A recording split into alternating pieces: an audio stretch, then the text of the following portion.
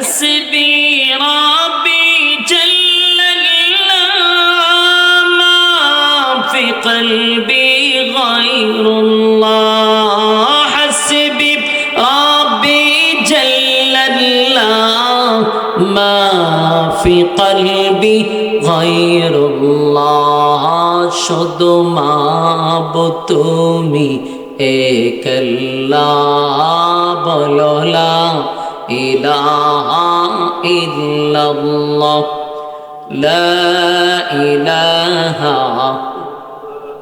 আজকের মাহফিল থেকে ওয়াদা করলাম আল্লাহ আর কোন সময় আপনার নাফরমানি করব না, দৈনিক 5 বার আপনার সামনে হাজিরা দিব। এই মাহফিলে বৈশাও যদি তওবা করেন মালিক মাফ করে দিবে। আল্লাহ বলেন বান্দারে নামাজের মাধ্যমে তোদের সঙ্গে আমার সুসম্পর্ক হয়, তাই জাহান্নামীরা জাহান্নামে যাওয়ার পরে জান্নাতীদের কাছে বক্তব্য দিবে জাহান্নামে আসছি 1 নাম্বার কারণ হলো দুনিয়াতে আমরা নামাজি ছিলাম না। এই কয় নাম্বার কারণ? 1 নাম্বার কর্মসূচি হলো 4টা। 1 নাম্বার কর্মসূচি হলো যারা দুনিয়ার জমিনে নামাজ পড়তো না জাহান্নামে যাওয়ার তাদের 1 নাম্বার কারণ ক্বালু লাম নাকু মিনাল মুসাল্লিন। দুনিয়াতে যারা নামাজি ছিল না, দুনিয়াতে যারা মুসল্লি ছিল না, জাহান্নামে যাওয়ার এটা 1 নাম্বার কারণ। 2 নাম্বার কারণ হলো 2 নাম্বার কারণ হলো যারা 2 নাম্বার কারণ জাহান্নামীরা বলবে 2 নাম্বার কারণ হলো ওয়ালাম নাকুনু তুইমুল মিসকিন। 2 নাম্বার কারণ হলো ওয়ালাম নাকুনু তুইমুল মিসকিন। দুনিয়ার জমিনে যারা ইতিমদের অসহায়দেরকে যারা খাবার দিত না, নিজেরা খাইতো কিন্তু অসহায়দের খবর নিত না, এতিমদের কোনো খবর নিত না। এতিমদের মাল যদি সরকার থেকে বরাদ্দ হইতো এটা নিজেরা বন্টন করে খাইয়া ফেলাইতো, নিজেরা বাটবাটোয়ারা করে ফেলতো। অসহায় গরিবদের বাসা পর্যন্ত বাড়ি পর্যন্ত গিয়া এই অনুদান পৌঁছতো না। আল্লাহ বলেন ওয়ালাম নাকুনু তুইমুল মিসকিন। অসহায়দেরকে যারা খাবার দিছে না, এতিমদের পাশে যারা দাঁড়াইছে না, এতিমদের হক যারা নষ্ট করছে, জাহান্নামে যাওয়ার এটা হলো 2 নাম্বার কারণ। কথা কি বুঝতেছেন? কয় নাম্বার কারণ? জাহান্নামে যাওয়ার 2 নাম্বার কারণ হলো এতিমের মাল যারা নষ্ট করছে, এতিমের মাল যারা মাইরা খাইছে। এমন রোগে আক্রান্ত আছে না নাই? কথা বলেন। এমন রোগে অনেক মানুষ আক্রান্ত যারা এতিমের মাল মাইরা খায়, সরকারি বরাদ্দ পর্যন্ত মাইরা খায়া বলায় দেয়। আছে না নাই? জাহান্নামে যাওয়ার এটা কয় নাম্বার কারণ? 2 নাম্বার কারণ ওয়ালাম নাকুনু তুইমুল মিসকিন। অসহায়দেরকে যারা খাবার দিত না। বছরে কয়েকবার মক্কা মদিনায় গিয়া নাম পালায় হাজি সাহেব মক্কা মদিনায় বছরে 2 বার 3 বার যায়। পাশের বাড়ির মানুষটা না খাইয়া মরে, একবারও খবর নেয় না। এমন হাজি মরলে পড়ে আল্লাহর কাছে তার কোনো গ্রহণযোগ্যতা নাই। দুনিয়ার জমিনে তুমি টাকা দিয়া মুস্তাও করে চললা, পাশের বাড়ির মানুষটা না খাইয়া ঘুমাইলো, তোমার নামের আগে দিয়া হাজি সাহেব লাগাইছ। এমন হাজি আল্লাহর সামনে কোনো সম্মান নাই। যুবক ভাইয়ারা রে, তাহলে জাহান্নামে যাওয়ার এটা 2 নাম্বার কারণ। 3 নাম্বার কারণ হলো ওয়া কুন্না নাখুদু মা'আল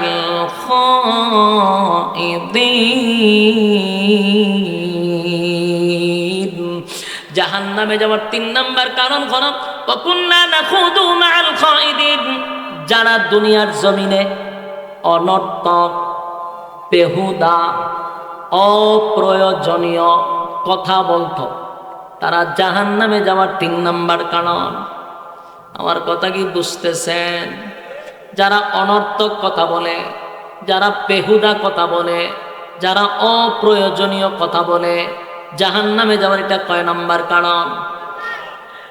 জাহান্নামে যাওয়ার 3 নাম্বার কারণ যারা বেহুদা কথা বলে, অনর্থক কথা বলে, অপ্রয়োজনীয় কথা বলে।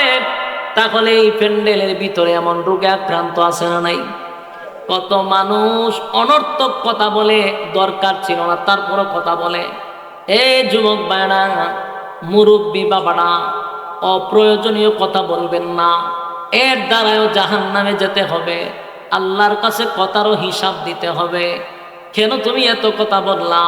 বলার তো দরকার ছিল না, তারপরও কেন কথা বললা? জাহান্নামে যাওয়ার এটা 3 নাম্বার কারণ। কথাটা বুঝতেছেন? তাহলে 3 নাম্বার হলো বেহুদা কথা বলা, প্রয়োজন ছাড়া অপ্রয়োজনে কথা বলা, জাহান্নামে এটা 3 নাম্বার কারণ। 4 নাম্বার কারণ হলো ওয়াকুন্না নুকাযযিবু বিয়াউমিদ্দিন, পরকালের উপর যারা বিশ্বাস করত না। যুবক ভাইরা শুন, পরকালের উপর যারা বিশ্বাস করে না, এতক্ষণ কোরআন থেকে আপনাদের সামনে যে কথাগুলি বললাম, অনেক মানুষ যদি মনে মনে চিন্তা করে এই কথাগুলি সত্য হইতে পারে, নাও হইতে পারে, একটু সন্দেহ করা শুরু করলো, জাহান্নামে যাওয়ার এটা 4 নাম্বার কারণ। কারণ পরকালের উপর বিশ্বাস যারা করে না, তারা জাহান্নামে যাবে, এটা 4 নাম্বার কারণ হবে। আপনারা যারা এখানে বৈশা কথাগুলি শুনলেন, একটা একটা করে আবার রিপারিং করছি, আবার আপনাদেরকে রিপিট করে শোনাচ্ছি। 1 নাম্বারটা হলো জাহান্নামীরা বলবেন নামাজ দুনিয়াতে পড়তাম না, এই জন্য জাহান্নামে আসছি। 2 নাম্বার কারণ হলো দুনিয়াতে অসহায়দের পাশে দাঁড়াইতাম না, এই জন্য জাহান্নামে আসছি। 3 নাম্বার হলো দুনিয়ার জমিনে আমরা বেহুদা কথা বলতাম, অপ্রয়োজনীয় কথা বলতাম, তাই জাহান্নামে আসছি, এটা আমাদের 3 নাম্বার কারণ। 4 নাম্বার কারণ হলো ওয়াকুন্না নুকাযযিবু বিয়াউমিদ্দিন, দুনিয়ার জমিনে আমরা পরকালের উপর বিশ্বাস করতাম না, জাহান্নামে যাওয়া এটা 4 নাম্বার কারণ। যুবক ভাইরা, প্রথমেই বলছি, কেউ জাহান্নামে যেতে চায় না গো, একটা মানুষও জাহান্নামে যেতে চায় না রে। প্রত্যেকটা মানুষ জান্নাতে যেতে চায়, জান্নাতে যেতে চায়। জান্নাতে যেতে গেলে 1 নাম্বার শর্ত হলো ইল্লাল্লাযীনা আমানু, বান্দারে ঈমান আনতে হবে আমি আল্লাহর উপর। 2 নাম্বার হলো ওয়া আমিলুস সালিহাত, নেক আমল করতে হবে, নেক আমল করতে হবে। নেক আমল হলো এই যে ওয়াজ মাহফিল আপনারা বসছেন, এতক্ষণ ধরে কোরআনের কথাগুলি শুনতেছিলেন, এটাও কিন্তু নেক আমল। আমি যতগুলা আয়াতে কারিমা আমার জবান থেকে বাহির হইছে, প্রতিটা অক্ষরে অক্ষরে 10টা করে নাকি আপনার আমল নামায় ঢুকছে। তাহলে এখানে যে বসলেন, আমল নামার ভিতরে 10টা করে প্রতিটা অক্ষরে আমল নামা আপনার নেকি, আপনার আমল নামা আপনার নামায় ঢুকছে। বলুন তো দেখি, এর থেকে বড় নেক আর কোথায় পাইবেন? কথা হয় না। এই জন্য দ্বীনি মজলিসে বসা, দ্বীনি মজলিসে বৈশা থাকা এটা নেক কাজ, নেক আমল করা। মসজিদে যাওয়ার নেক আমল, ভালো মানুষের সামনে মিশা এটা নেক আমল, মানুষকে ভালো উপদেশ দেওয়া এটা নেক আমল। মাদ্রাসায় গরিব দুঃখীদের পাশে, ছাত্রদের পাশে দাঁড়ানো এটা নেক আমল। মাদ্রাসায় দান করা নেক আমল, মসজিদে দান করা নেক আমল।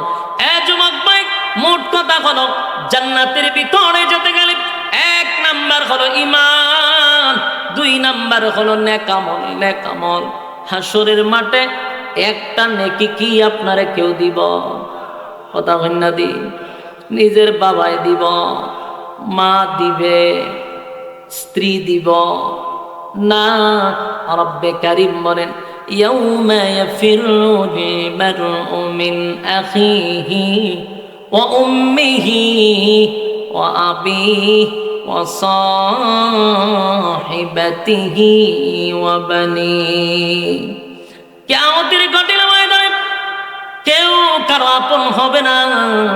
মা তার সন্তানের পরিচয় দিবে না, বাবা তার সন্তানের পরিচয় দিবে না, একটা নেকি দিয়ে কেউ সাহায্য করবে না।